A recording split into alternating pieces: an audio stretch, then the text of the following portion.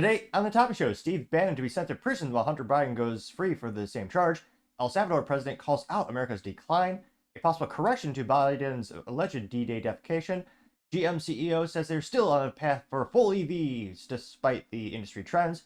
FDA lifts a ban on e-cigarette manufacturer Juul. Rivian debuts a redesign for the pickup and SUV. A morbidly obese woman wins the National Miss Pageant. General Motors crushing their famous concept cars, including the one from Demolition Man. And YouTube to ramp up their firearm censorship. All of that and much more on The Topping Show.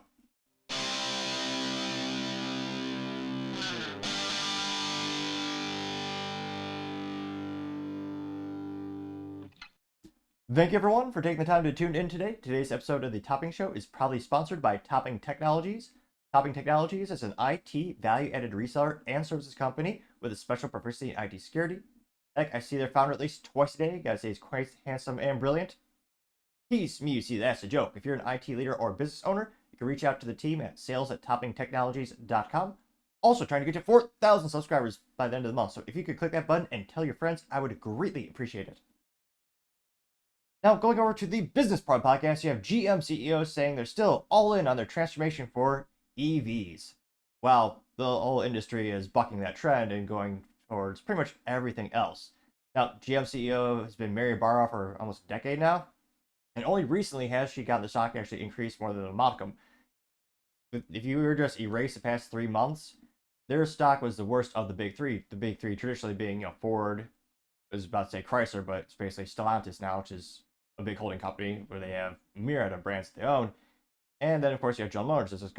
General Motors have gone bankrupt 3 times since Billy Durant founded the company by bringing together Oldsmobile and Buick all those years ago.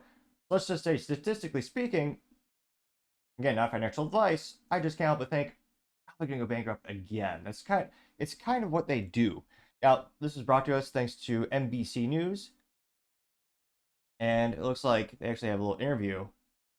They say GM's going to go all in on EVs, where the consumers are, they're not buying it.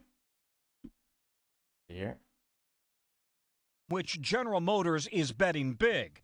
An EV version of its best-selling Silverado and the Equinox SUV. We're executing, we're launching. Despite a slowdown. Clarify, she's saying she's executing like she's executing a plan.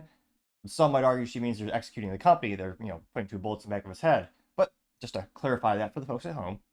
In EV sales across all brands, CEO Mary Barra says GM is all in on all electric. We're committed to this technology, getting it right, and offering the consumers something that's going to make their life better. All right, I'm driving.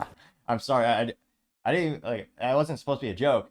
She says she wants to offer something to the consumer that's going to make their lives easier. Just a disposable toy is not easier. And again, for a certain EV situation, it makes sense. If you can lease an EV for cheaper than a gas car, that means the manufacturer or the leasing company, they're losing money on that deal. Because you don't have to worry about spending $4, $10, $20, $30,000 on a new battery once that breaks. Which, again, that's the bottleneck of the technology adaptation as well as the charge time. Whereas if my good old little Honda Civic Si has 3 pedals, also known as manual transmission, all cars should have that by default. Of course, if my engine goes bad, heaven forbid, and statistically speaking it won't because it's a Honda, well, a couple $1,000s at most, you just do an engine swap.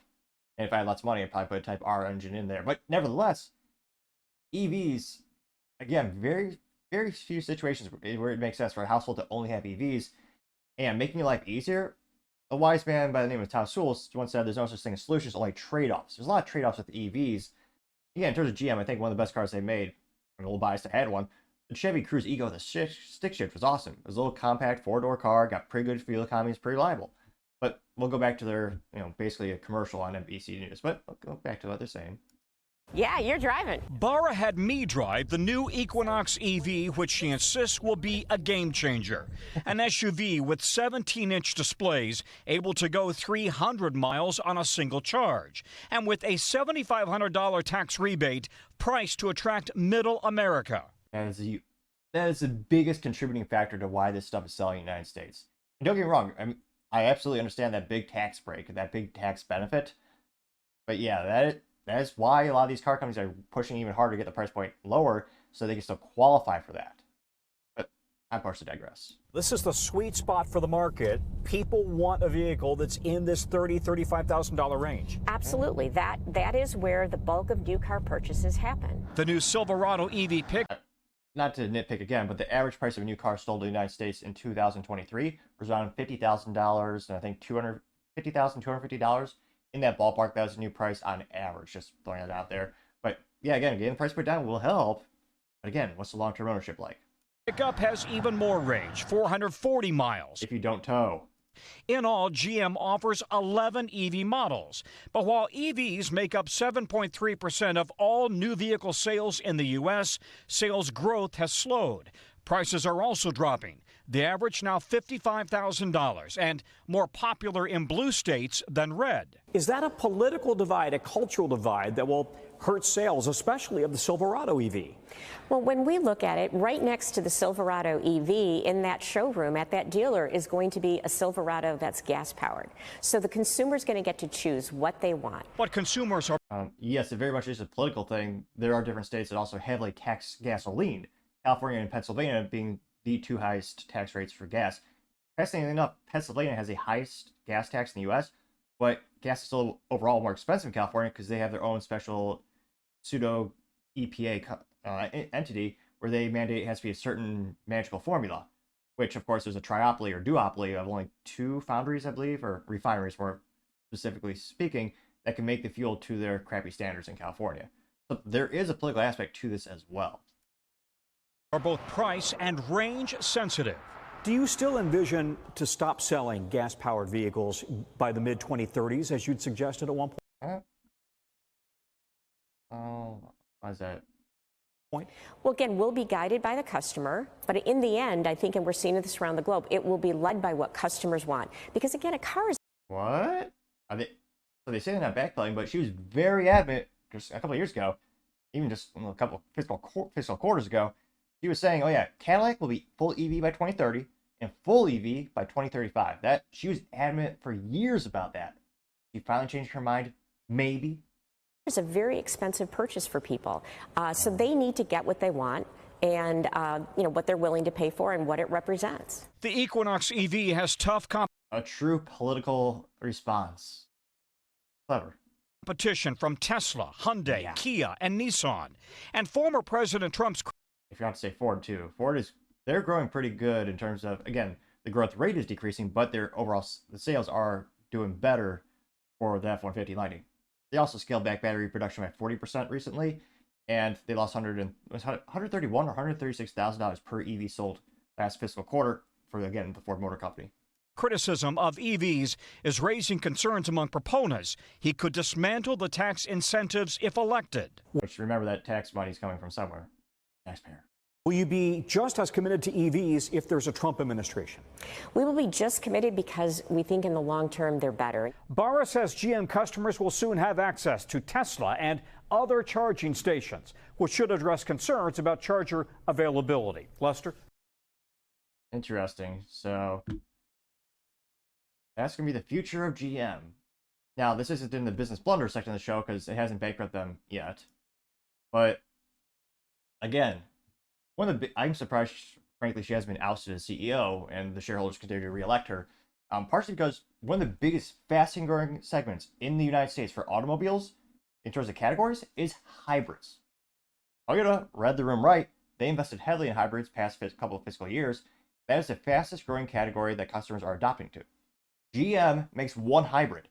It's the Corvette, which is the dumbest thing of all time. Not just because there's only two pedals on the Corvette and it doesn't have manual transmission, and obviously there's an EV version, but in GM used to have more hybrids. They didn't sell that great, but they had the option. And now they have one option, and it's the Corvette, which no one buys because of the environment or the fuel economy, or more accurately, the perceived environmental impact that some people think EVs are better when, again, it depends on where you live and the life cycle. There are many variables. Again, the wise man once said there's no such thing as solutions, only trade-offs.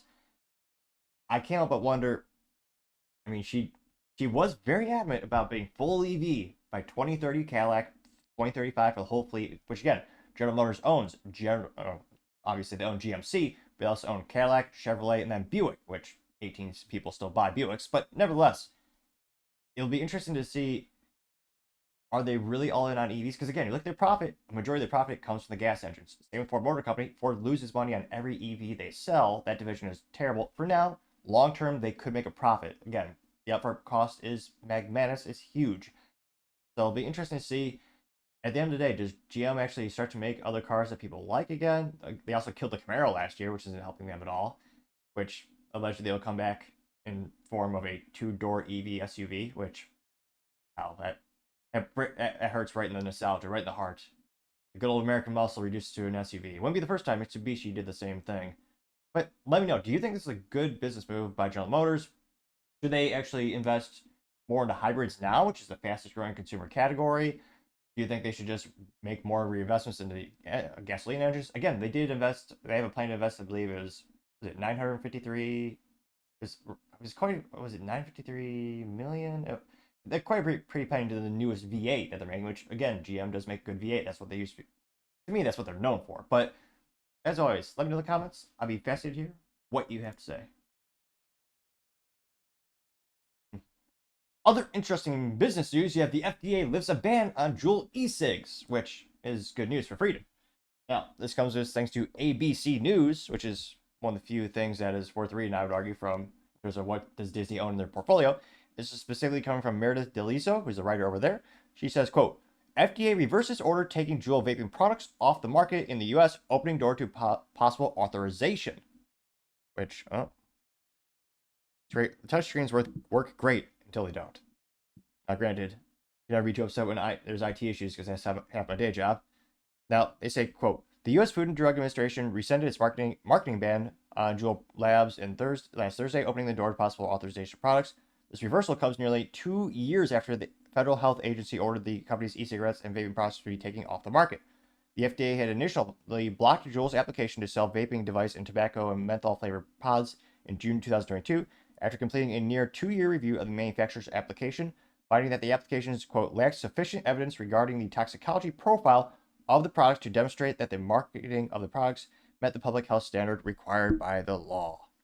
Which, again, there's a lot of people, and again, depending on which marketing products you're seeing, they view these vaping, which again is an astronomical, good example of Freakonomics, seemingly came out of nowhere. Spoiler alert, it actually didn't. It was first introduced by, I believe, Marlboro in the 80s. They had a quote-unquote rechargeable electronic cigarette. But apparently the article said it tastes like plastic and never really got off the ground. So, good example of timing being half of everything in life. Now, there are some people saying that, well, e-cigs are great because they're a great alternative to tobacco, which, again, they'll argue there's different but less chemicals in things like Juul, and some people allege that it's healthier and it's better for your lungs, allegedly. We're still waiting for the actual evidence to actually play out, and we're still waiting about the long-term health ramifications of these types of e-cigarettes, which, again, now there's many brands that are just gobbling these things up.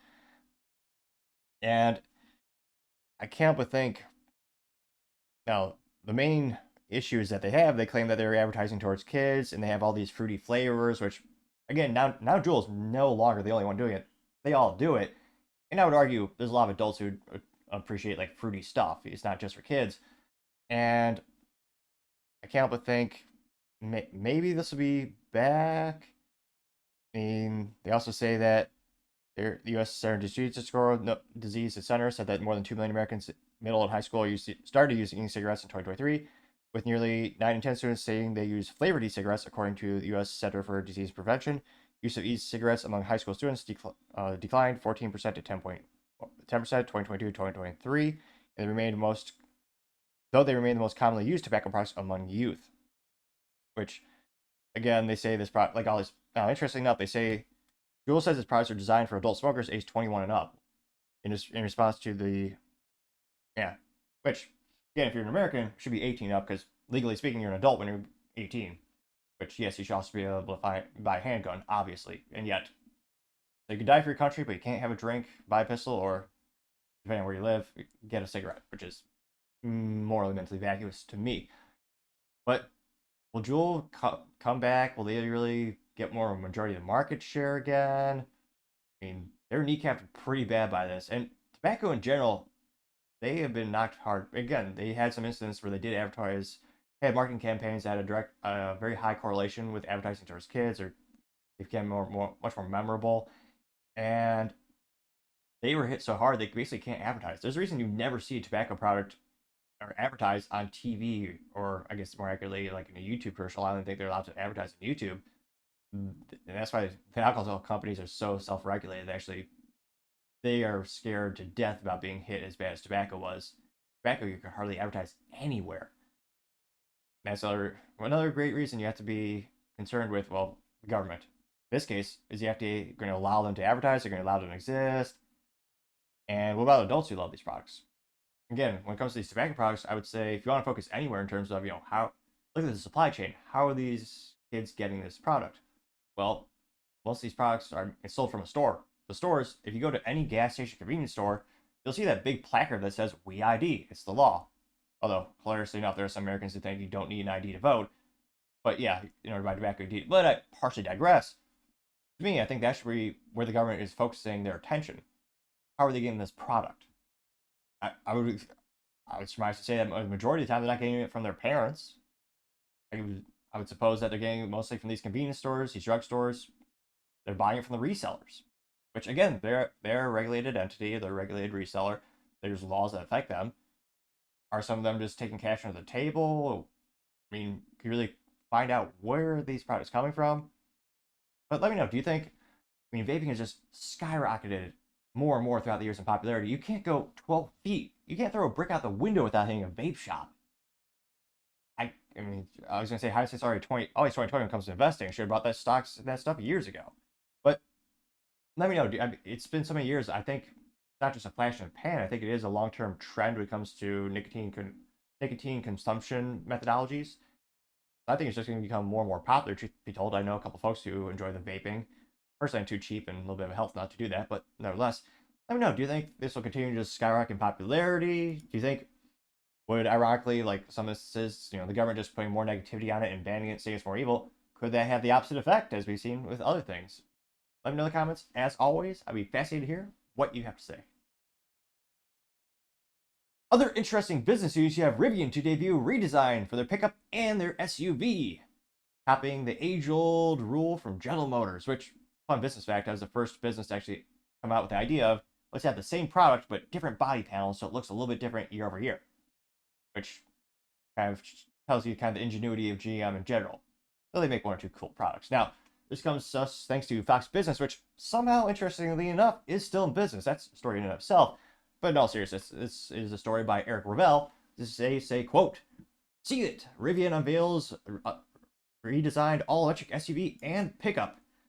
It'll be what they call the R1S SUV and R1T pickup," which, I'm not really a big fan of the Star Trek or the Star Wars these days, but the fact they didn't have a product promo or they didn't call it like the R2D2, like give Lucasfilm like some licensing, is beyond me. If you're going to name them this this boringly, why not at least like lean into the meme? But nevertheless, going down, you kind of see the redesign. They say, quote, "Rivian's R1 SUV and R1 pickup were fully re-engineered with hardware improvements, performance upgrades, and fully redesigned software experience and improve in-house driving experiences," the company said. They added that the newly designed vehicles will be entirely new compute and autonomy platforms, which, yeah, that's because technology moves fast and they're just going to plug in a new chipset. They will, quote, "also offer new motor configurations, design elements, trim, and tire choices for consumers." Look at those tires. It's so different, which, I'm a gearhead, but I don't really follow this as much because I never want to own one. It's got a couple more curves. The rims look a little bit different. It's oddly reminiscent of just GM and what most major automotive manufacturers do, and just change it a little bit. Again, maybe it'll help increase their sales. Lord knows they need it. Can't help but wonder, what is Rivian stock right now?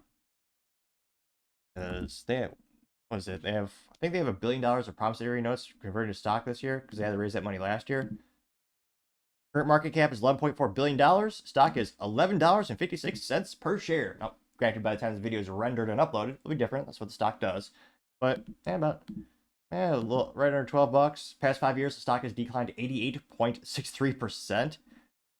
Yeah, year to date is down almost 50% off, like something tchotchke by the store. In past year to date, It's dropped 44.36%. So in the past month, it did increase about 15%. So shoot, maybe I should have invested. Well, not really. Definitely not financial advice. And of course, the dividend yield is zero because they don't pay dividends. Disappointingly, like granted, most tech companies and these types of companies don't, but nevertheless, you can see this one's, at least the color's nice, kind of four screen there. They will say, quote, Welcome back. The average vehicle age is now a record 12.6. I love the pop-ups. I want to hear you, Fox. Mute you. Going down more and more. They say, quote, we will continue to evolve our flagship R1 vehicles, offering quality and performance without compromise. Our revamped R1S and R1T push the technical boundaries further, creating the most capable products to date, said RJ Scarange, Rivian CEO and founder. They say that Rivian's R1 platform features an engine design in-house and has tri-motor and quad-motor configurations. A dual motor is also available. There you see the SUV on the beach, which, again, if you're an EV enthusiast, you could probably tell the differences. I did a little Brave search or Google image search, and to me they look about the same. The SUV again has a little bit more curvature, a little bit, one or two more pieces of plastic, maybe some new rims on it, which again, maybe it'll increase their sales. I mean, all automotive companies do this. But see, the interior has a bigger screen, which I hate big screens personally. I just want to drive and have fun, have three pedals, and But I know people love having basically getting to the point where it's a small TV now on these cars. You got new screen there. Here. Oh my gosh. They say that Rivian's second generation R1 vehicles also have new electrical architecture and compute platform that helps maximize efficiency and move away from the 1.6 miles of wires in each vehicle, which, yeah, don't let the folks in San Francisco know, because they'll immediately think, oh dear God, that's a lot of copper. We can take that to the scrapyard. Although people in San Francisco are already doing that, let's be honest. They say that the new autonomy system will have an in-house system called Rivian Autonomy Platform, powered by 11 cameras, 5 radars, and AI prediction technology, which I'm sure just saying that increased their stock by a couple, well, maybe not a couple percentage points, but a little bit. AI is everywhere, and investors love that stuff. I understand there's real use applications. It probably does help the vehicle out. They say the system has 10 times more power compute than the last system. Now you can see a little picture of the truck, which, it's a good marketing picture. The truck looks kind of good, driving fast, maybe in a forest. So the road looks pretty sophisticated. Again, a little bit more curvature, nicer rims, I suppose. They're not spinners though. Those were big in the 90s and the 2000s. I haven't seen them lately though. Let's see. There you can see you can put more stuff in the front, which is all, what do you call it? That's all the rage. And there's a little zoomed out picture of the interior, which is kind of interesting. They have there's no way they would actually spend the money to make it real wood, but they have faux wood trim on the front, which I'd be really impressed if it was real. The cost would obviously be a lot more than the plastic artificial materials that they make. They say that the second generation R1S will start at $75,900. The R1T will start at $69,900. The vehicles are produced in Normal, Illinois, which is the most average sounding place in the world. Is it a good place to live? No. Is it bad? No. But it is normal. Well, it's kind of a joke because, yeah, yeah. I'm sure even normal is not good because it's, Illinois and its taxes and lack of freedom. He recently banned black rifles, which I'm not a fan of tyranny. Let's see.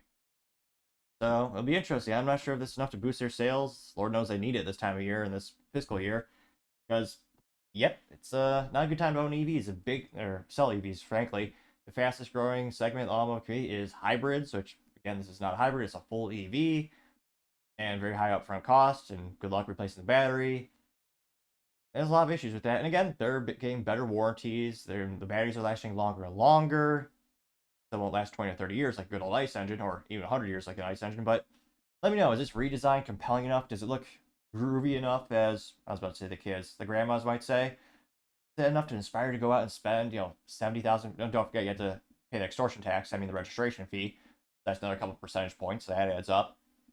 But is that enough to really move the needle to the point where you're going to go out and buy a Rivian truck or an SUV? Let me know in the comments. As always, I'd be fascinated to hear what you have to say.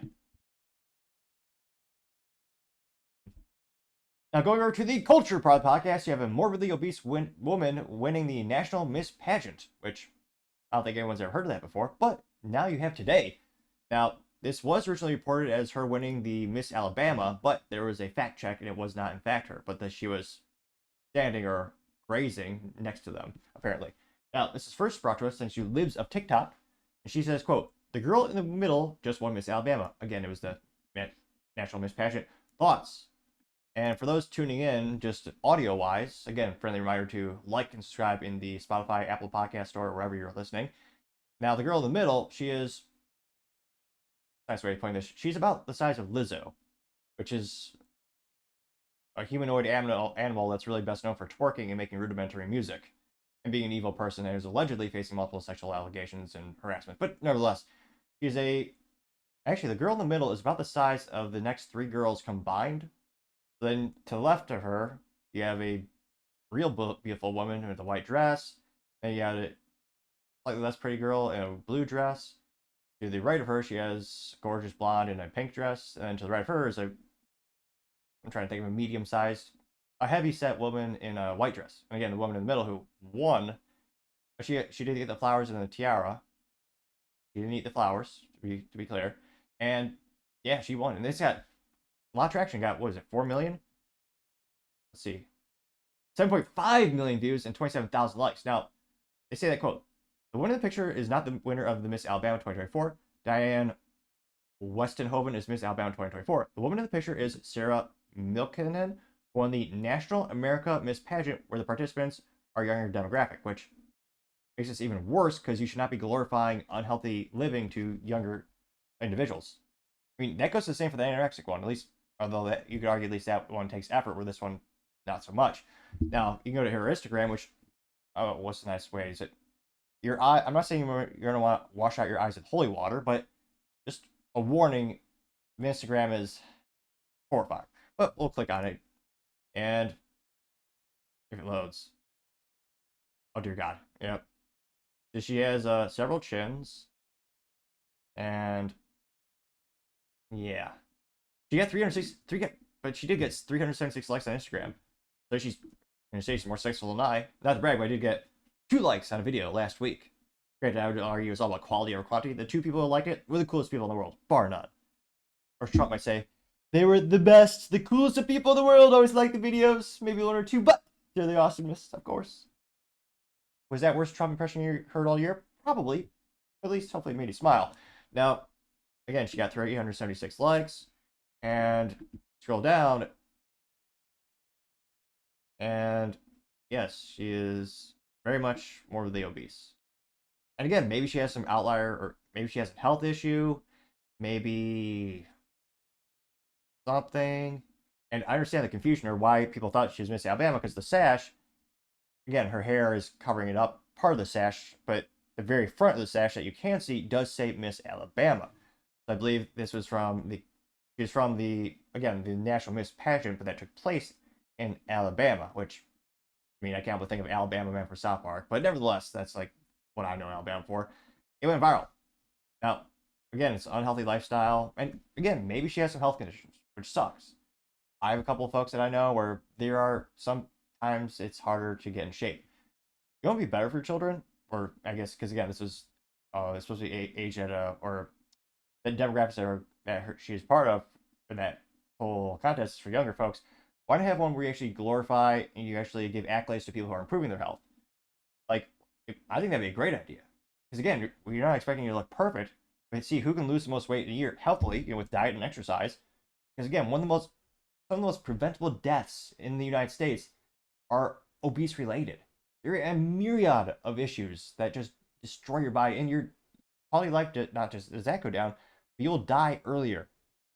The U.S. has become so obese, and glorifying it doesn't help. But granted, maybe I'm wrong in my assessment. Maybe everyone in the comments is going to say, what is it? What does it say? Yas, queen? I don't know why they say that. Maybe they can't pronounce yes, but maybe they'll give her all accolades, and I think this is great. I mean, probably not, but let's dive in the comments and find out. Going down more and more, Michael Mal says, "Is that Chris Christie?" And that got 5.1 thousand likes, which, if Chris Christie had a wig on, I mean, pretty sure he's in New Jersey. This is Alabama. Does anyone really know where Chris Krispy Kreme was during the time of this competition? I don't know.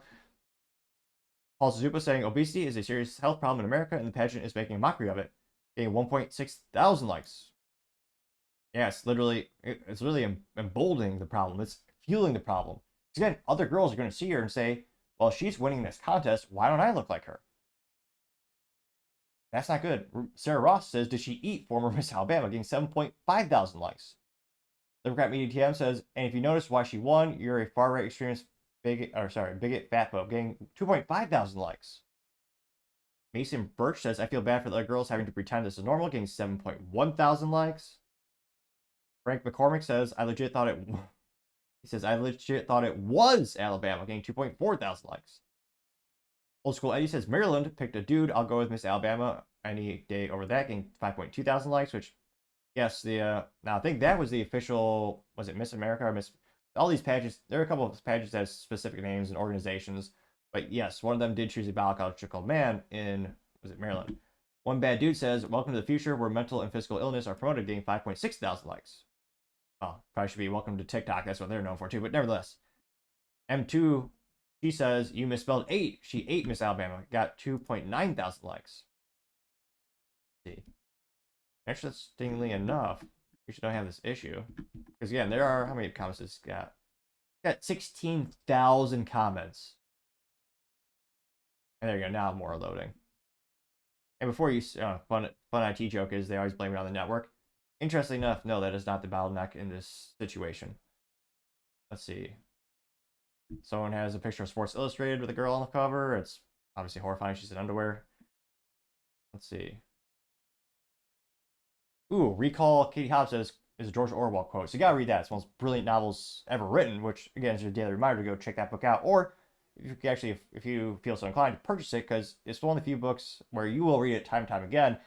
Spoiler, it's a dystopian novel about it used to be about the future. I would say now it's taking place now, where the government does pretty much is one evil giant power. Now, the George Orwell quote from Katie Hobbs is, quote, "There will be no distinction between beauty and ugliness. There will be no curiosity, no enjoyment in the process of light. All competing pleasures will be destroyed." George Orwell, 1984. You continue to say, "Trans women and trans beauties are from the land of idiocracy who celebrate obesity, diabetes, and heart disease. Hashtag death cult. Oh my god, 20-year-old Sarah Milkicken is going viral after being crowned Miss Alabama." Again, she was Miss Pageant. And one of the things are always, I think maybe we should bring this saying back, always think an engineer. The structural integrity of that stage, I'm not sure what the materials are made out of, but the gentleman who put it together, engineered it, designed it, and manufactured it, it's military grade. Going down more and more. Let's see here. Randy the Savage says, "Damn, Biden's economy even Biden's economy even inflated pageant winners," getting 367 likes.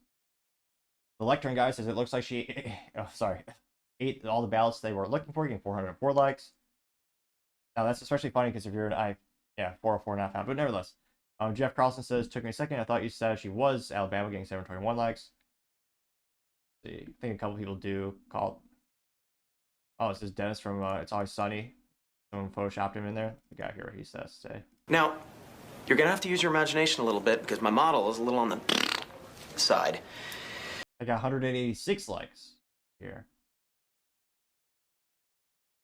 All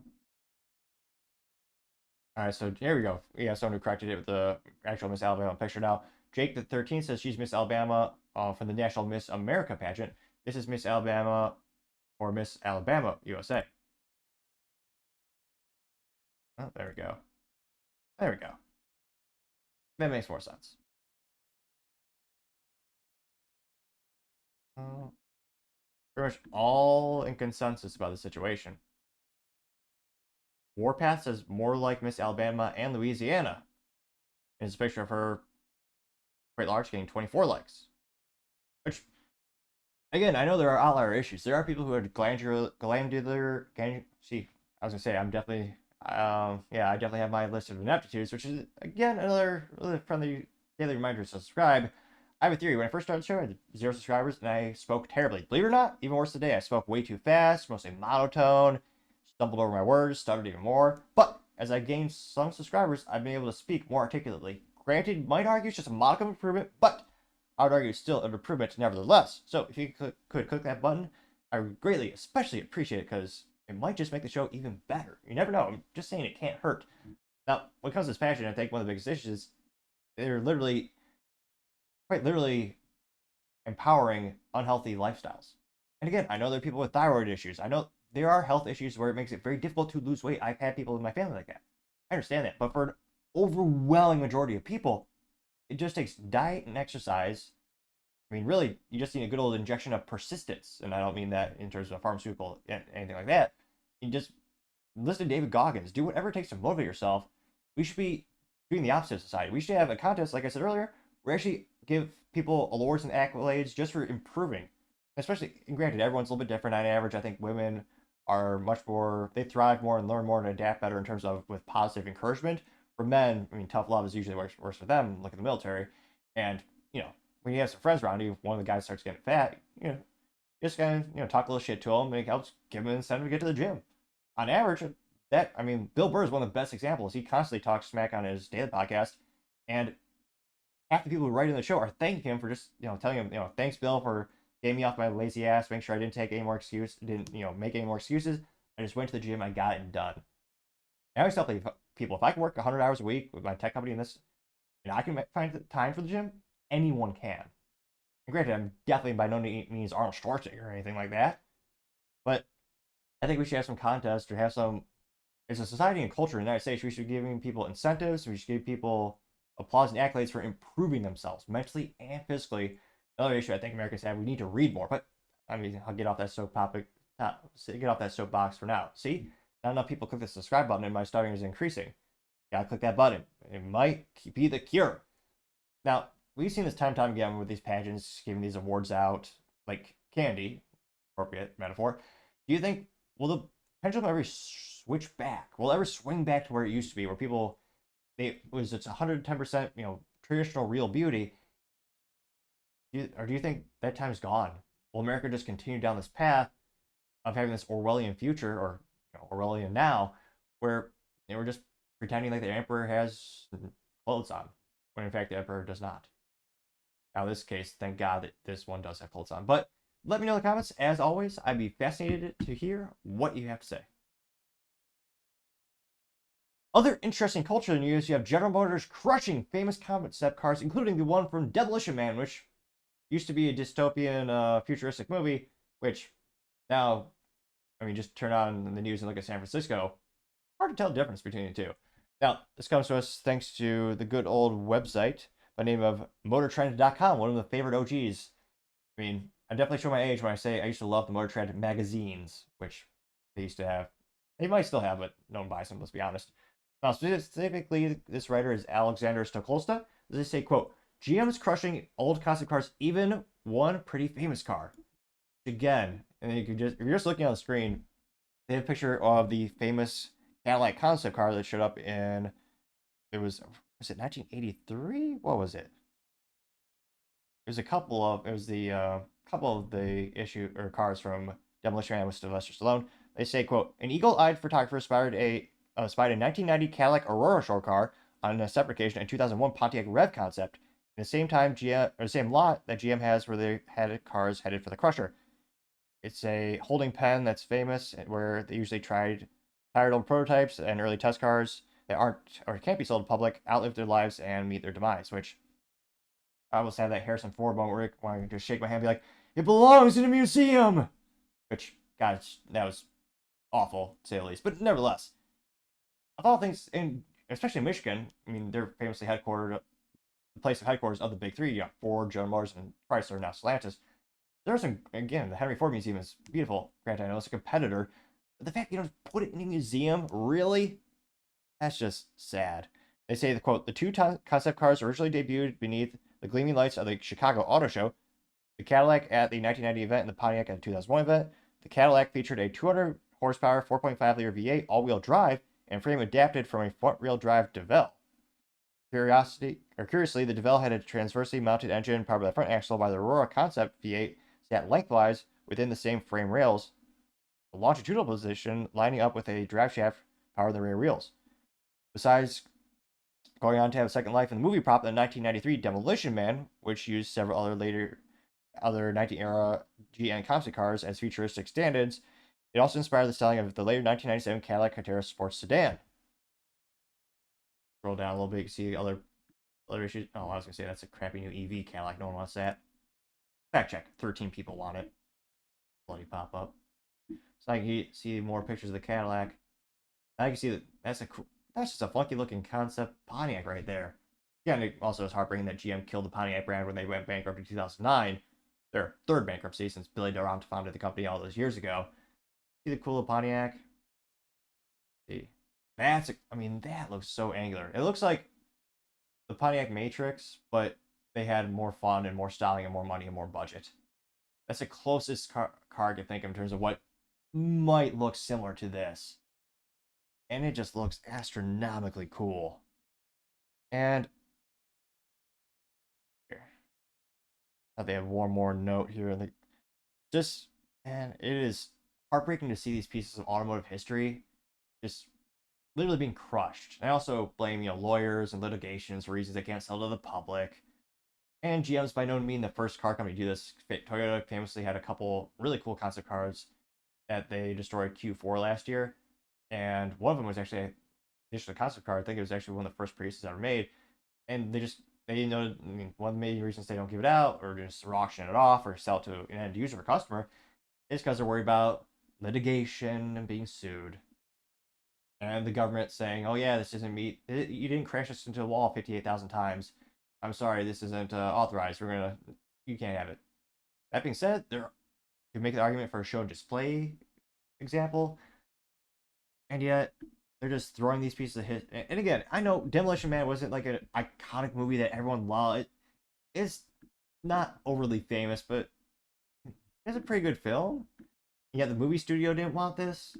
They're just literally just going to throw it away. Actually, worse than throwing it away, because again, if this got to a salvage yard, I guarantee you some collector would pick it up. Even if it wasn't running, just as a cool display piece or a good garage car. Yeah, there's some folks that are pretty well off, but they'll just have cool toys in the garage. It doesn't necessarily mean they work.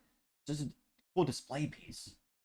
And yet, GM and their infinite wisdom, that's a irony, they are deciding, oh yeah, we're going to crush these pieces of history. And the car culture is one of the coolest things to be a part of.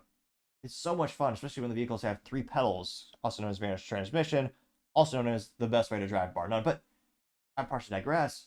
The fact that they're just going to throw these pieces of history away, and you'll never see them again.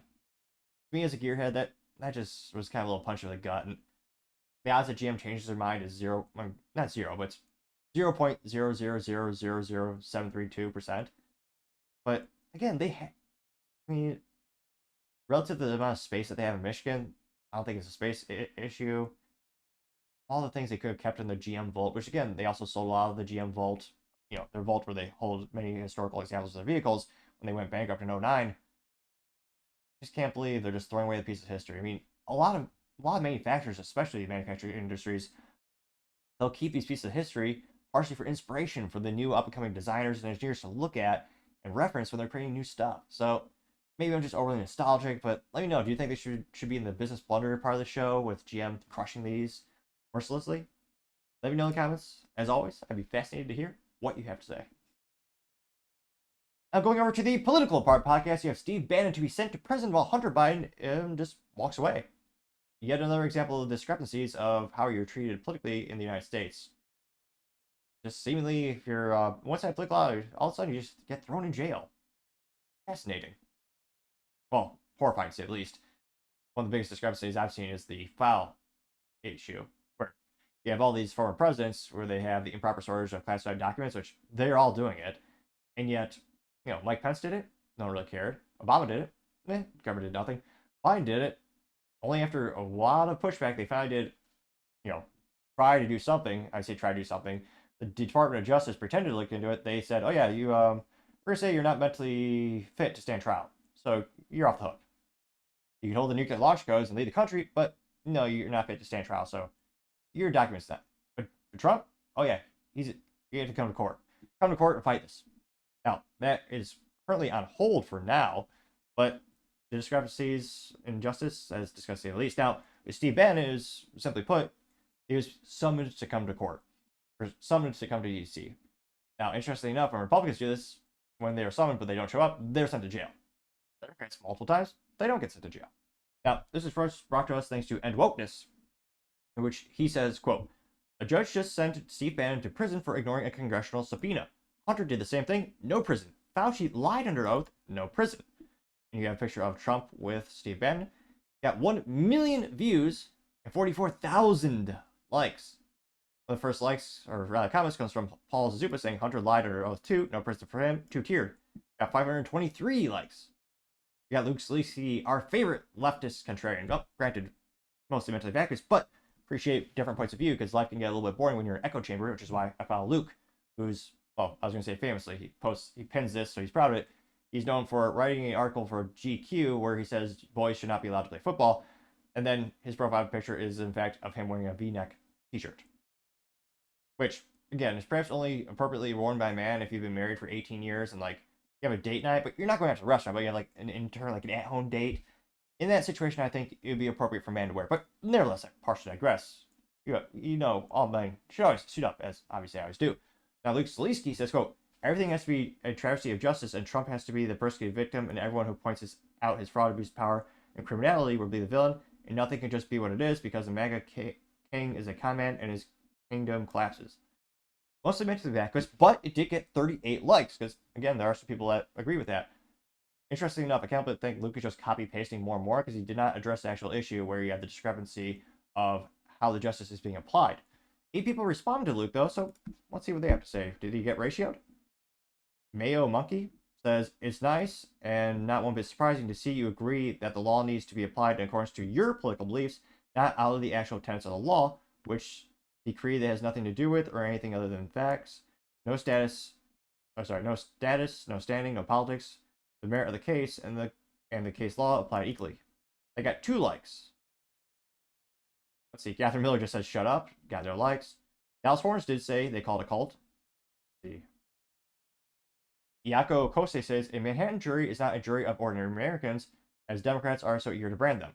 If you don't think that matters, then we can move Hunter's trial from Delaware to Oklahoma." That got 3 likes, which, yeah, the fact that they would not allow Trump to move that to a neutral area, like a swing state or something like that, to me was a big red flag, and some of my friends in the middle as well. Elon Musk simply just has an exclamation point. That got 2.9 thousand likes. Libertarian Thinker says, "Remember when we thought such banana republic parades would never happen here? Fun times." Got 2 likes. Let's see. Gypsy says facts, and his picture of Obama, Biden, and Pelosi. Says they've gotten away with every crime they have ever accused Trump of committing. Getting 365 likes. Which, wow, Biden looks so young in that picture. I mean, the picture's probably from 2009-ish. I mean, relatively speaking, he's a young up-and-comer in that one. Let's see. Democrat Media DM says it's different. And someone says, "See something?" And the FBI says, "Nope, nothing yet." There's a whole wall collage of Hunter's illegal activities. They got 337 likes. Her Majesty says the Democrats are jailing their political opponents, getting 380 likes, which is quite concerning. Red Wave Press says America has a 2-tier justice system. Conservatives get thrown in jail, but Democrats don't for the same crime. Well, if you agree, getting 144 likes. Ooh, we found it. A contrarian statement. Oh, geez, Louise. Like 12 paragraphs long. So you read the first part. It says your statement contains several misleading comparisons and inaccuracies. Steve Bannon was sentenced to a prison for contempt of Congress after he ignored a subpoena from the White House Committee investigation for January 6th. Well, he basically he was ordered to report by July 4th to serve. Well, I'm sorry, July 1st. Hey, I do follow this guy, famous leftist, which, again, more ideals, more interesting things, the better. Of course, he does have the Ukrainian flag, as well as the blue wave and the hippie flag. Then he does have, interesting enough, he actually does have the US flag in his profile. yeah, you basically have, I mean, you have the legislation branch, you have the executive branch, and I mean, basically one is telling is the executive branch is telling Steve to do one thing, legislation doing telling him to break confidentially do something else, and yeah, and then later Trump said to go ahead, and by then legislation said, oh, too late. Scrolling down more and more. Let's see. The Mematic Industrial Complex says if it weren't for double standards, they wouldn't have any. And the gentleman says the defense is not entitled to present witness or evidence. And the Chuck Schumer says it's outrageous to have a trial without witness or evidence, getting 101 likes. See, is there only two contrarian statements? That's it. Let's see here. Alpha Fox says they will try to silence the truth, getting 76 likes. Jerry says this is a complete BS and America is fed up, getting 83 likes. General TM says the hypocrisy in America's justice system is ridiculous, getting 61 likes. Jack says no one is above the law, getting 20 likes. Joshua Robinson says Eric Holder, Obama official, did the same thing, getting 25 likes. So it'll be interesting to see how many people see the discrepancies in the application of justice in the United States. Is maybe one or two people don't see it yet. But let me know, is this something where your friends and you talk about it on the water cooler at work? Is it something where kind of really an eye-opening situation or an instance for a lot of folks? Let me know in the comments. As always, I'd be fascinated to hear what you have to say. Other interesting political news, you have El Salvador President calling out America's decline, especially California, which, again, this president has revamped his country so much, where it used to be crime-ridden, terrible instance, and yet he revamped it through all those gangsters and, majority of them just sent them to jail or prison, and he cleaned up the country so good, people are leaving America to go back to El Salvador. The El Salvadorians coming from that country to here, the president cleaned up, they're leaving America for it, which shows you how much of a decline there is in the United States. Now, this is brought to us thanks to End Wokeness, and he says, quote, El Salvador's president, Buckle, says there's obvious signs of Americans' decline. He cites one glaring example, California. Quote, $15 billion to build 600-meter piece of railway, not even working, and it took 10 years. The Empire State Building took 1 year. And this is, their voices are infinitely better than mine. It's a little bit longer. It's about a 4-minute segment from Tucker Carlson's interview with him. Without too much further ado. But I saw, somebody showed me the 600-meter railway that was built in California. And it cost like, $15 billion, something like that, to build the 600-meter piece of railway that they were building. It's a lot per meter. Yes. So, you cannot go on. It's like obvious. It's like somebody eats too much, right? You can be a little fat, right? It's fine. But then if somebody's morbidly fat, somebody will come and say, okay, you have to stop, right? Because, your heart can't take it anymore. You can tell he's definitely not an American politician, where most of them would pander, just say, oh yeah, you're just fine, just the way you are. Keep eating all that. Keep eating that copious amounts of sugar and fat. Right. You have to stop. Or somebody that drinks, I don't drink, but if somebody drinks, doctor might say, your liver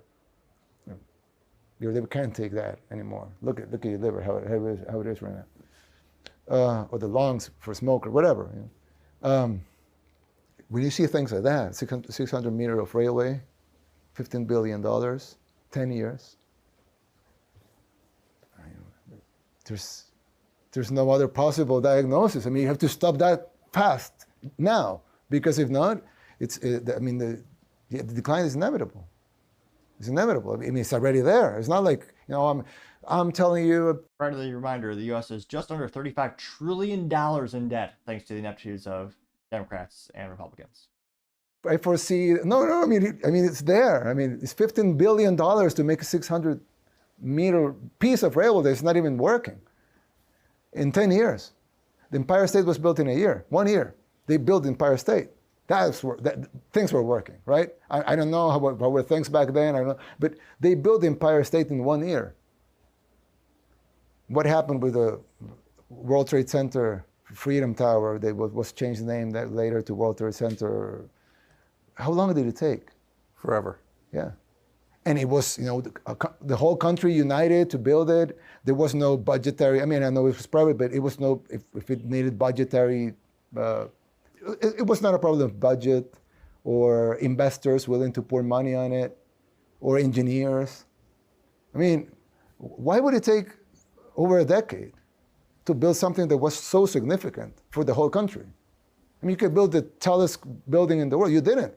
You could have built the tallest building in the world and said, okay, we're coming back bigger and stronger. We're going to build, we got a hit, but now we're going to build back better and stronger, build back better and stronger, right? Or whatever. And build it, 2-mile high skyscraper. I'm not a fan of 2-mile high skyscrapers, but you could have done that. You have the money, you have the resources, you have the engineers, you have the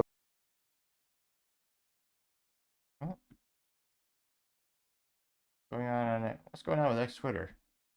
The market, because if I built a mile skyscraper, I can fill with offices because I don't have enough market to fill with residences and offices or whatever. You do have the market in New York to to build offices, and you want hotel rooms. It would feel like this, but you didn't. You took over a decade to build a very unimpressive building. So, and that was 23 years ago? Yes. Now you're building 600-meter railways with $15 billion. So how long it would take to rebuild the Baltimore Bridge? It should take a year. How long would it take here? Here? Yeah. A year. 2 years. And we're a small, poor country. We're one of the poorest nations in the world, right? No, that's why this is so shameful and interesting. Yeah. The U.S. has they have still unlimited amounts of resources because you can just print money, right? That's another topic, but you can just print whatever. How much it's worth? Would you want to do it? But we want to build it made of gold. You can do anything, right? How much is it? Do it. So that's how. And again, it looks like it wasn't quite that long But in terms of what they constructed thus far. Because they're claiming it's 600 meters. I think it's less. I don't think that in the comments. I'm pretty sure someone corrected that specific statistic. It's still woefully inept, of course. And one of the first comments comes from Paul Zupa saying, quote, 75,000 net residents leave California every year. That's with countless illegals and homeless entering. Less taxpayers, more people on welfare, more debt. That's not sustainable, unquote. Getting 1.9 thousand likes. So I would argue that's what the government wants, because again, you're hooked on the government for all those free benefits. Well, not free, it's stolen from other taxpayers, but probably going to vote for a bigger and bigger government to give you more and more stuff. Arthur Eagleman says he's not wrong, getting 358 likes. The unchecked privilege says it's crazy to think that California used to be the pride and joy of America. How far it's fallen, unquote. Getting 1.1 thousand likes. Yes, it used to be the American dream. Perhaps is more appropriately named the American nightmare now, because of the lawlessness, crime, increased taxes there. Gas is almost $7 a gallon there. That's ridiculous. Yet, because of the government. Again, California would be a great place to live if it wasn't for all the government regulation. Lack of freedom. Emergent Perspective says, quote, Democrats will turn America into a third world country if they're allowed to.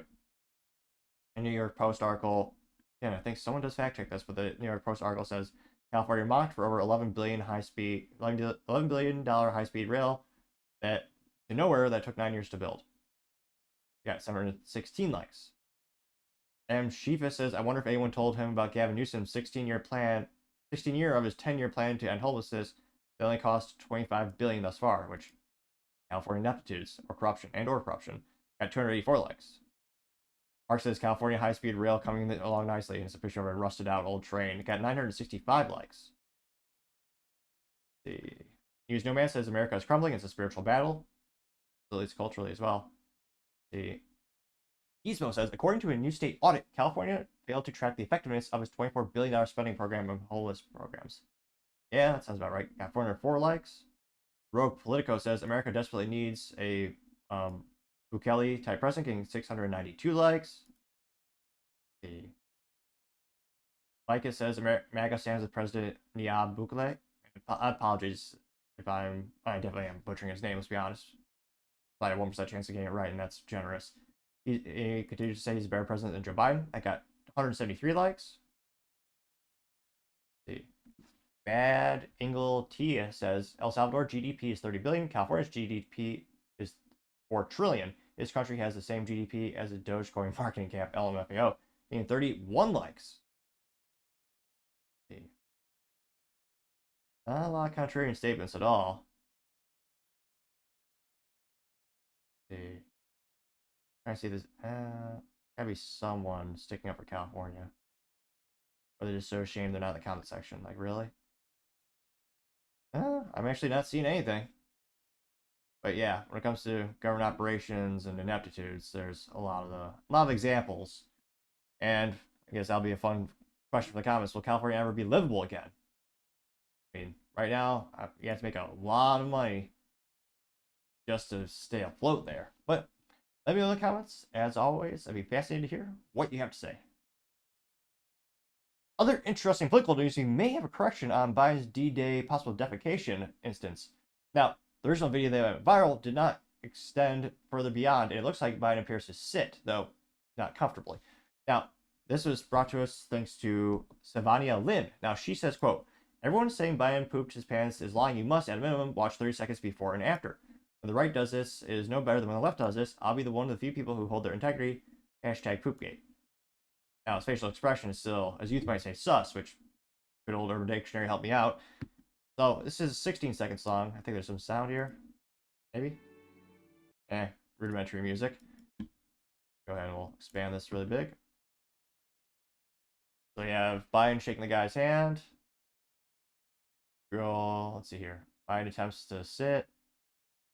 And he still has that really awkward facial expression. And then he does eventually sit down, but like before everyone else. And I mean, spoiler, the wife still, or his handler, whatever you want to call her, still ushered him off as soon as possible. So again, I'm by no means perfect. I'm a little bit late to the game when it comes to this news update. Apologies for that. But it does appear he is actually starting to sit. And that being said, statistically speaking, based on what we've seen in the past, and again, his facial expression is not one of someone who's just sitting down. Now, interesting enough, let's see what people have to say in the comments.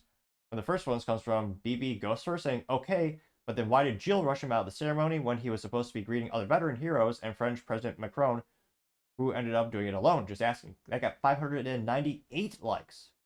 You have RR Holyman saying, "It still looks like he did poop his pants, then he sat in it," getting 977 likes.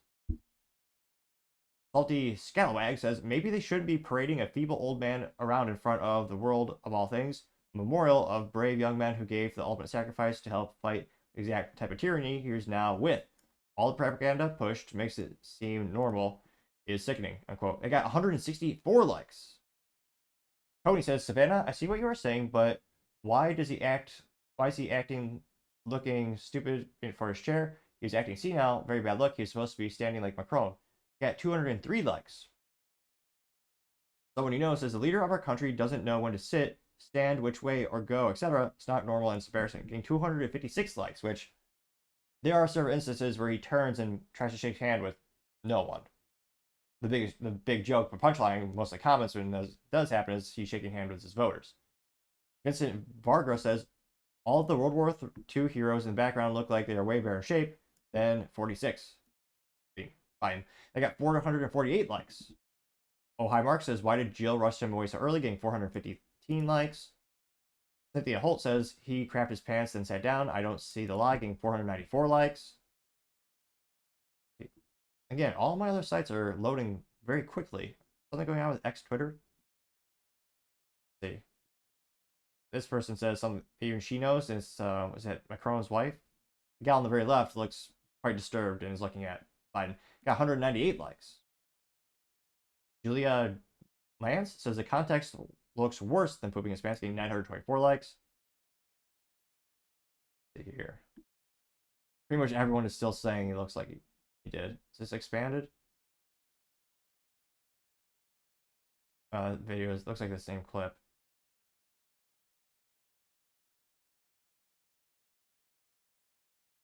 And interesting enough, again, so Jill turns to him and whispers something. and yet he doesn't actually stand up. So if she was telling him, Joe, stand the hell up at full attention, and yet he still just awkwardly has his hands like on his knees and goes down to sit. Like 123 likes for that. NFT ETH? Interesting name. They say, quote, regardless, no one has ever looked more weak than Bannon, unquote, getting 100 likes. Oh, it's hilarious. Finally found a contrarian statement. John Feddo says, want to know who's another president who did a great difficulty getting in and out of his chair? The guy below, he didn't do so bad. Yeah, he did.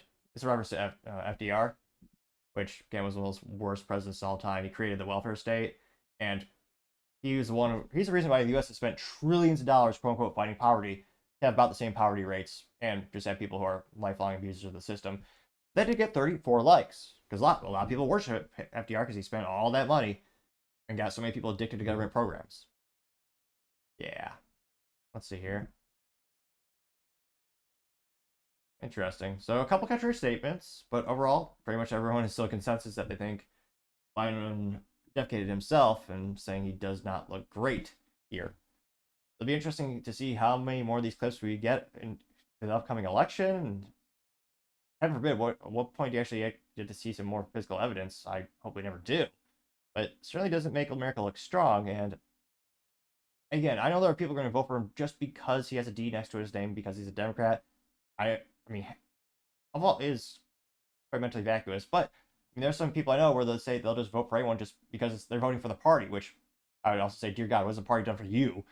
Both sides political spectrum, I can't but think, there's a lot of rhinos who consistently let us down as well, but it'll be interesting to see if this actually does affect him in the polls more and more. Trump is starting to gain a lot of ground, and especially in the sweepstakes.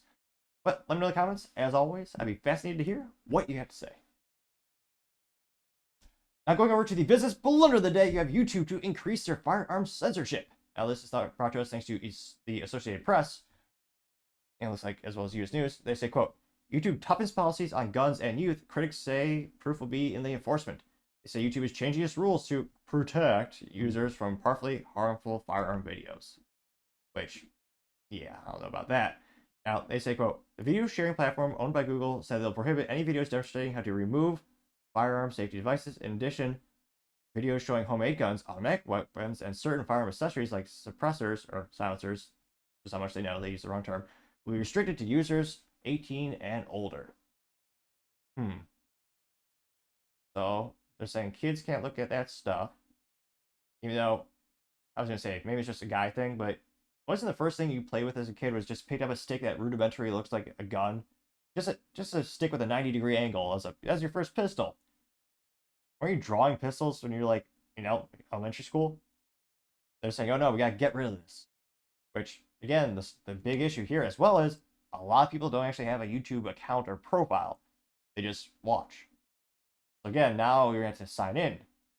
And interestingly enough, I've seen this many times be a marketing handicap for companies that are trying to incorporate little QR codes. Now they say, quote, the changes take effect June 16th and come after gun safety advocates, tyrants, have repeatedly called for the platform to do more to ensure guns are making their way into the site's youthful users, promoting potentially traumatizing children.